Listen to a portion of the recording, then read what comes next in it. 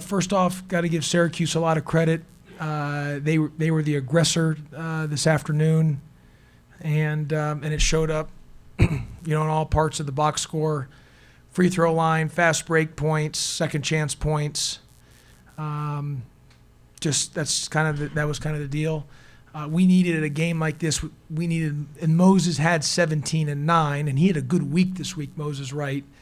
But we needed Moses to have about 25 and 15, and we talked about that last night in film. That because until we get our full complement, guys are really going to play to take Michael DeVoe out, and due to some lack of shooting on the perimeter, we've got to dominate the red zone, and we've done that for the most part in all of our games we've played. But today was the first game that we did not dominate the red zone, and we needed like Moses and James to dominate the red zone, and we didn't get that done today. And again, they were the aggressor, and we got, like I said, we got great young men, got good kids, good guys.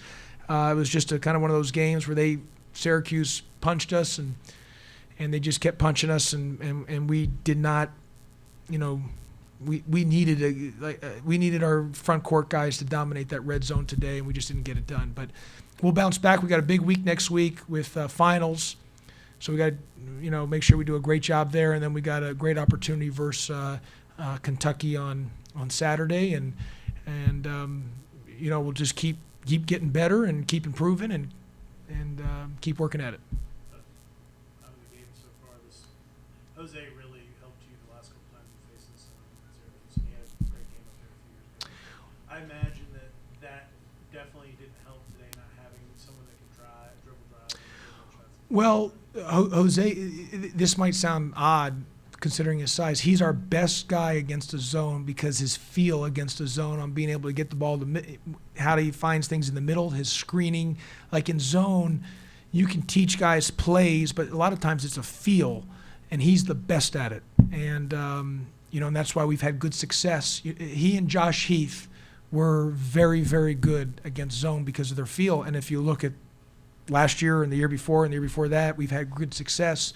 Partly it's because of Josh Heath and Jose's their feel against the zone. We talked about that as a staff. Not having him is a where to put guys, and we had felt going in they're going to try to eliminate Mike, which they did a good job of, and we needed to really attack with Moses and James, and we felt we could get the ball to Moses, and we needed him to have a game like this. We needed him 25 or 30. And that was our thing, was we got to get the ball to Moses at that high post and let him try to carry us. And he still had 17 and 9, but it wasn't as effective. He missed a lot of free throws. He was 1 for 5. He missed a lot of short shots. He had opportunities to get to about the 30-point mark, but overall Moses had a solid week. So, and we need James. Obviously, James didn't start a couple games. He didn't have as good as week we need him to do. So we need those two guys to get back, because that's a strength of ours, is we've got to be able to dominate the red zone, and we throw it to those guys a lot. I mean, they're getting the ball touched pretty much every time down, so we need those guys to really produce at a high level for us.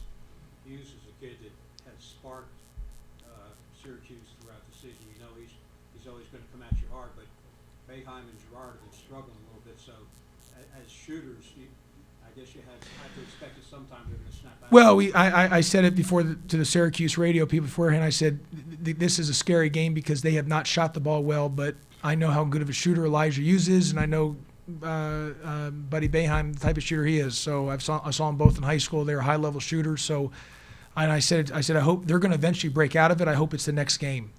And they got hot. And we told our guys, those two guys, you cannot give an inch. And they were a house on fire. It was like standing on the pier shooting in the ocean, and they just were in fire. And it started the game, and it just changed the whole dynamics of the games. They were the aggressor. And they were the aggressor. They came out swinging, and that got them the lead. And we just, we didn't have enough firepower to come back on that. Hughes, I think, made his first 4. I think he had winning condition, but the other 3 and a half court, were you okay with? I mean, we needed a little more pressure, but all 3 were deep. All 3 were past the NBA line. But one of the things in zone, you're going to get some open, you're going to get some open threes. There's going to be some times it's whether you're getting him out of rhythm or not. And the difference between him, he's a good shooter. He misses one or two and changes the whole complexion of the game. And we just, you got to give Elijah and Buddy Boeheim credit. They really made a bunch of threes tonight and tough threes. They did a good job. They not like the way I imagine the second half everything else got off to a good start and kind of Yeah, and we missed some free throws. We missed a point blank. We had some great opportunity. We had a great opportunity, and I really believe this, Ken. And like I said, Moses had a good week, overall solid week. We needed him to have about 30 and 15 today. And we said that to the team. I mean, because they're going to, and which they did, they shaded everything to DeVoe. And so Moses had a lot of opportunity, and we needed him and James just to dominate on a game like this. And that's okay. This is part, they're going to, Moses can continue to get better. And we just, and that started that second half, we had some opportunities. We missed some layups, a couple free throws, and Buddy Boeheim hit a tough three-er right there in that right slot area. It's sort of a drop in the bucket today. The free throw shooting continues to be very problematic. I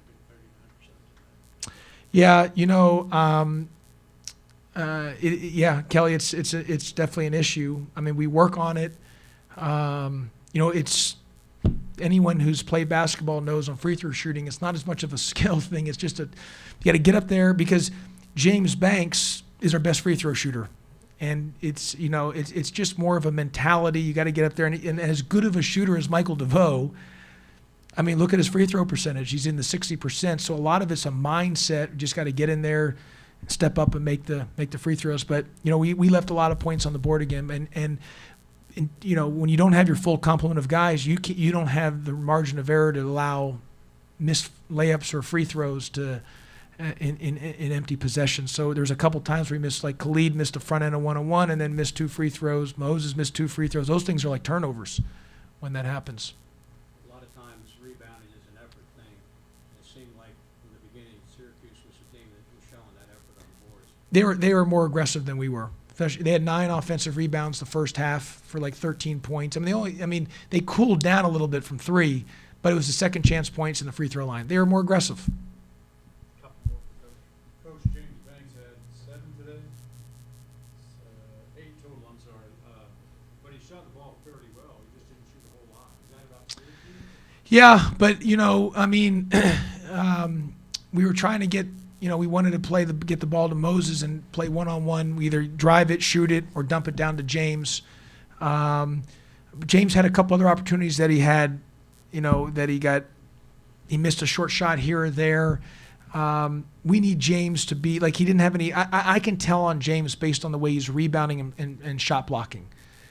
You can tell the way how engaged he is based on those 2 numbers. And like today, James had no defensive rebounds, and he had no shot blocks. So, and we need James to be really, really good for us. We need him, and he's more than capable of being that good for us.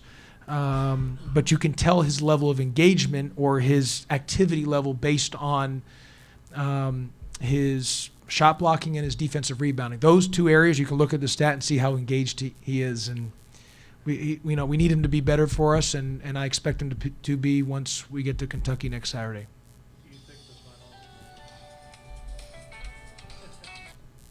Do you think the final exams and all that? I mean, it's no joke here. Like, it's very different than a lot of other places. Oh yeah, it's tough. There's no excuse for.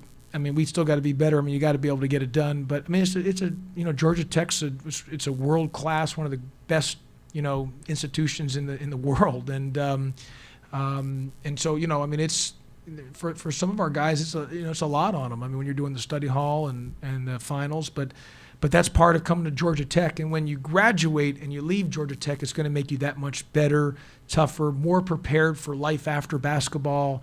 So yes, it could be tough during a stretch like this, and it's not easy. But the benefits far outweigh the negative part of it down the road when the air comes out of the ball. It will, getting a Georgia Tech degree just is one of the most powerful things, and you don't really need basketball when that happens. And so that's just part of being at Georgia Tech. You got to deal with it. In the second half of Buddy Dayhoff's shooting, was that a reflection of the defense or more him or No, I mean, I think he got hot, and I got to watch the tape.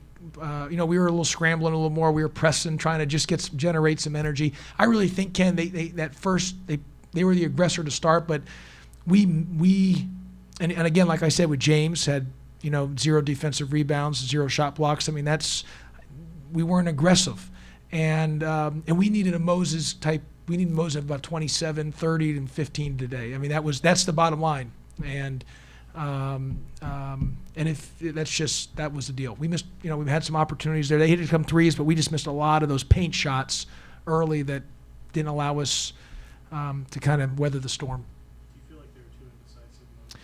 Yeah, I thought they were indecisive. One of our key words we use is you cannot be indecisive against their zone. You have to be decisive. Either once you get to the middle and you kick it out, it's got to be shot, it's got to be re-attack, or one more. When I say one more, make the next pass. But you cannot have any indecisiveness, because I felt the ball was sticking a little too much, and we didn't have as much ball movement as needed to be. I mean, we had 19 assists on 24 made field goals, but the ball got stuck. And, and for Bubba, this was new for Bubba. I mean, the size and the quickness of getting against the zone, to see him when they're flying at him. He had some open threes he thought, and he said when he caught it was just the guy was right there. But again, like I said, we needed to dominate the red zone in a game like this. And we didn't get it done in the red zone. No, I decided to go small. That's why I didn't start the second half. James also had 3 fouls, but I decided to go small to try to generate something in there. And I thought Shambari gave us a couple good minutes. Because I was going to press, and so we were just playing small, and I was going to go some man-to-man and just switch some things. So that's why we went small, nothing more than that. David didn't get in at the end. No, I didn't, and it was nothing. I mean, David's getting better, and he's a phenomenal young man, and it was kind of more of the rotation guys, and David's just on that outside of that rotation right now, and he's just got to keep working. And but he's a phenomenal young man. It was nothing. The reason I didn't put him in was nothing more than you're just you're in that rotation of guys, or you're trying to get them a little more extra playing time and see if they can figure it out, because we got a long season ahead and some great opportunities in front of us.